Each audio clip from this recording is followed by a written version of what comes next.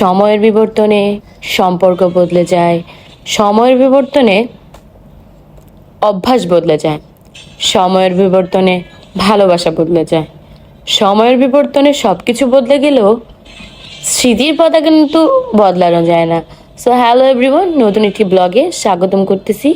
কে কোথা থেকে, কে কোন জেলা থেকে আমার ভিডিওগুলো উপভোগ করেন অবশ্যই কমেন্ট সেকশনে জানিয়ে যেতে ভুলবেন না। তো ছোট্ট ছোট্ট কিছু মোমেন্ট আপনাদের সাথে শেয়ার না করে পারিও না।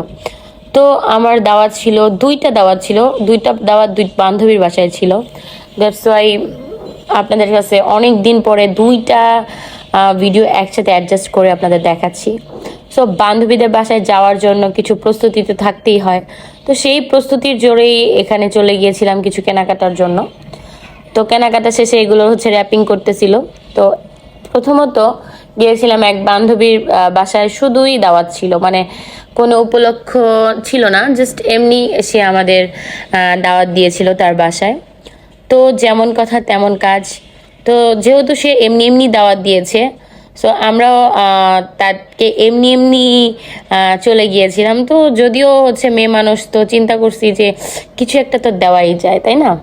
তো সবাই মিলে, সব বান্ধবীরা মিলে কিছু টাকা অ্যাড করে নর্মালি দিয়ে দিয়েছি। তো সে আমাদের জন্য ভর্তা, তারপর 5 রকমের ভর্তা, বেগুন ভাজা, ইলিশ মাছ, এটা আমাদের দুলাভাইয়ের স্পেশাল পায়েস, সাথে গরুর মাংস ছিল, গরম গরম ভাত ছিল।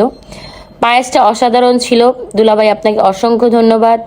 হয়তোবা আপনার সাথে এমন কথা হয় নাই, পরিচয় হয় নাই, তারপরও আপনি আমাদের জন্য খুব ভালোবাসা দিয়ে বা খুব যত্ন সহকারে আমাদের জন্য রান্না করে গেছেন, এই জন্য অসংখ্য ধন্যবাদ।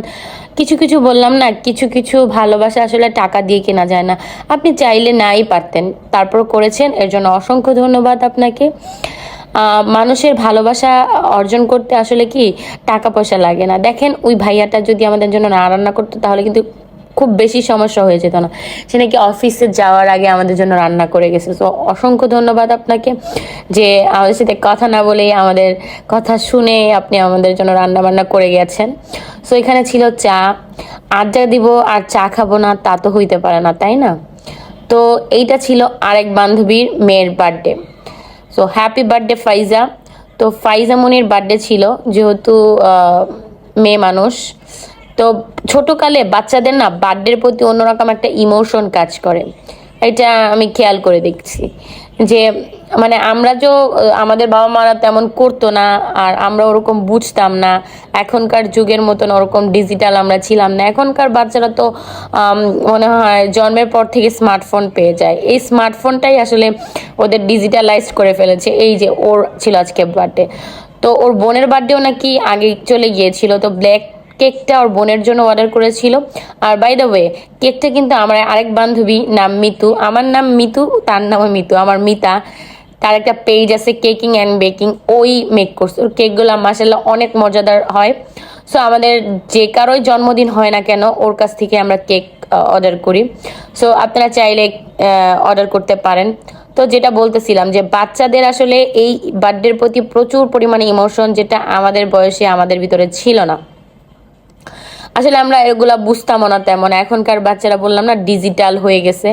সো সেখানে গিয়ে আমরা খেয়েছিলাম পোলাও, চাইনিজ সবজি, আর রোস্ট, আর ইলিশ ফ্রাই। তো বললাম যে আসলে কি মানুষের সম্পর্ক বদলে যায়, সব কিছু বদলে যায়, কিন্তু স্মৃতি কিন্তু বদলে যাবে না। হয়তো বা এদের সাথে এখন আমার পরিচয় আছে, 10 বছর পর নাও থাকতে পারে, বাট এই যে যে স্মৃতিগুলো আপনাদের সাথে শেয়ার করতেছি, এগুলো কিন্তু সব সারা জীবন মনের মণিকোঠায় থেকে যাবে। সব কিছু বদলাতে পারলেও স্মৃতি কখনো বদলানো যায় না। টাটা, আল্লাহ হাফেজ, টাটা।